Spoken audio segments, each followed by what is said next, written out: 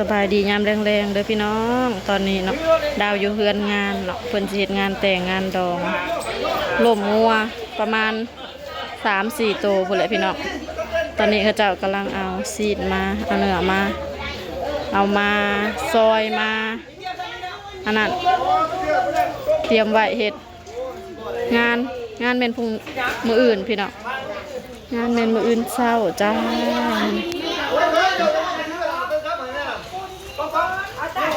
มาเป็นขาเลยงานดองร้านสาวพี่น้องบ้านที่มีกำแพงหลังใหญ่ๆข้างสวนดาวนั่นแหละข้างทงนานั่นแหละ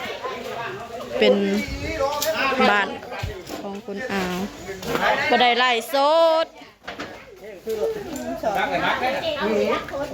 บอกว่าจะเผาบ้านจะเผามาอยู่ว่าป้าเขาจะขโมยมุกนี่ใช้โมเดนเล่นชิบะชอบนึ่งเลยเล่นเอาโมใหญ่เท่าไหร่โมร้อยโมร้อยอันนั้นแหละน้ำมึงเลยโมร้อยเลยนี่โมต้องร้อยสิกดเฮ้ยอะไรหมดแล้วมันอันนี้แต่หันมันมาขึ้นเรือเอาหันขึ้นเรือก่อนมาไปได้ที่ทิพเขาใหญ่หนึ่งเขาไหวเห็ดสู่พ่อครัวแม่ครัวกินพี่น้องเตียงญาติพี่น้องมาแรงเอาตื่นเลยลูกอ้ยหลายเก่งอะลีตื่นเลยนอนรับตื่นไวเถอะลูกใช่น้องมาน่าจะไปดีป่ะลุงตื่นเลยลิ้นอยู่เด้อลูกเด้ออีหลาลิ้นอยู่เด้อตื่นเลยน้องมาน่าลิ้นโทรศัพท์อยู่ในเฮือนนอนรับมาก็ตื่นมานาวกับมาน้ำ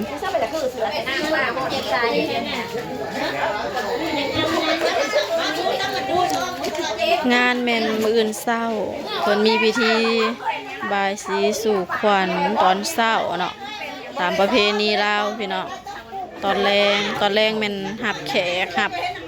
ซองบัตรเชิญตอนแรงมันไม่จะเข้าเดี๋ยวได้ทำนิดหมอน้ำข้าวปุ้น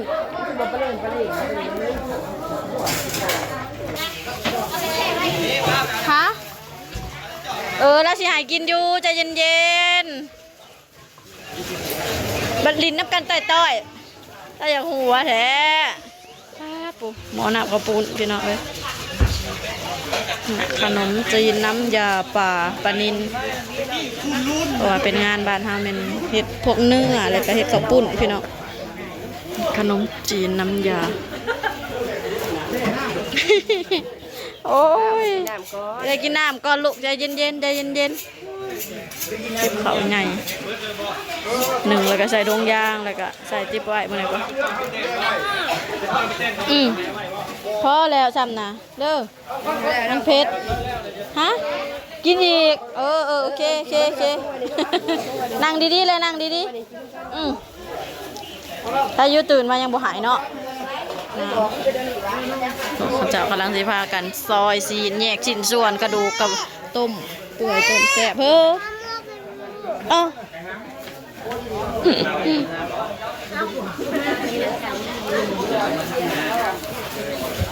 ยุบนะมึงอ่ะเอาอีเด้อีกคนละเด้อีเด้มันเอาไปช่วยเขามันนอนเลยเมื่อไหร่ไปงาน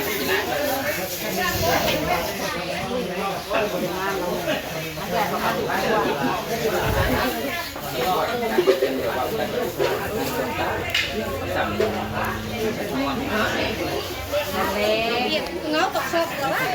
ก็ได้ใส่หนีเลยเอาแค่นี้เขาบริสุทธิ์ลุงบางกลับมาเลย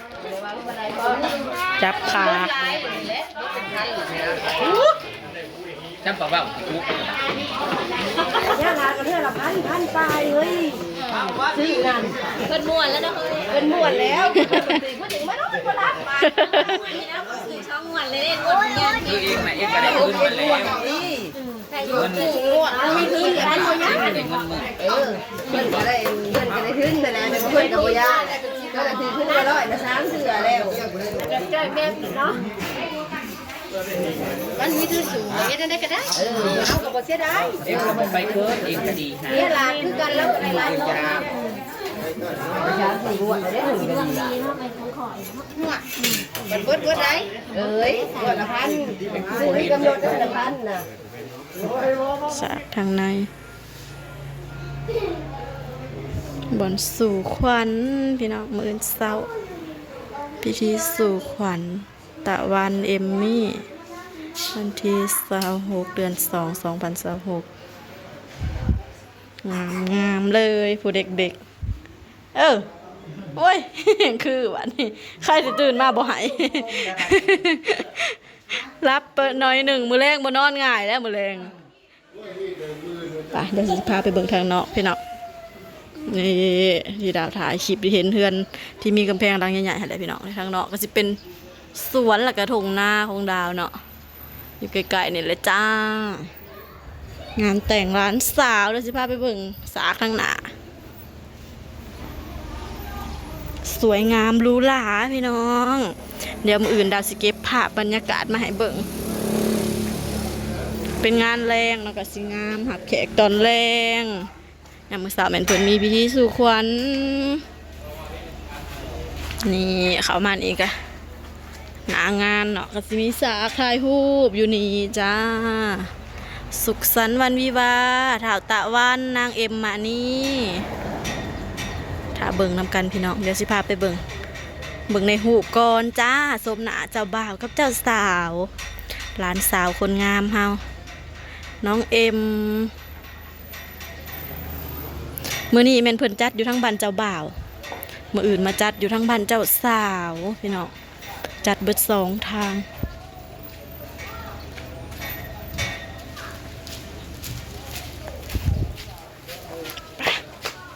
เดี๋ยวเราสิเข้าไปเบิ่งเขาเจ้าซอยซีนหอดใช้เลยมันเป็นลมงัวประมาณ 3-4 ตัวผู้ประจักษ์พี่น้องงานใหญ่งานสร้างจ้ะงานนี้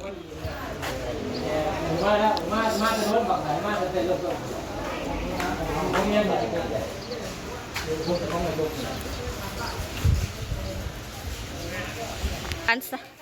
ว่าคืองามแต่เนาะ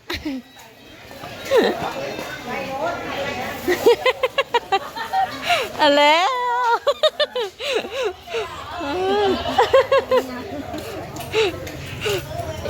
เต็มเสือเ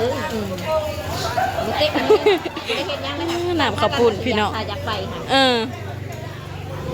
ไปข้อสอบยำเวียดนามข้าวปุ้น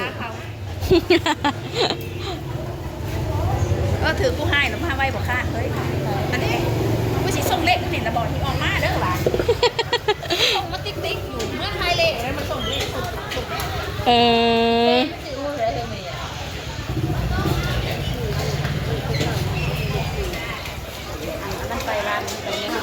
ถามเมื่อเห็นยัง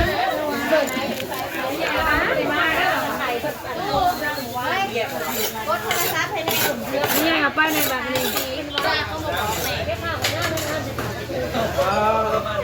น่าจะมาเก็บเจ็บอยู่จ้าเฮ็ดยังเนาะขอครัวร้ายเนาะมาติดเรื่องตินี่ถ่ายไก่นี่ได้อยู่ติถ่ายซ้ำนี้ได้อยู่ติเฮาบริจีเขาเนาะโอ้ไอ้บางถ่ายซ้ำนี้แหละถามเขาก็คือกันมาจะให้สิเวลาที่ใจน่ะก็เป็นเรื่องมันนี่นะพ่อบ่เห็นว่าคนร้ายมาได้3คนขึ้นหลายก็หนักเต็มแล้ว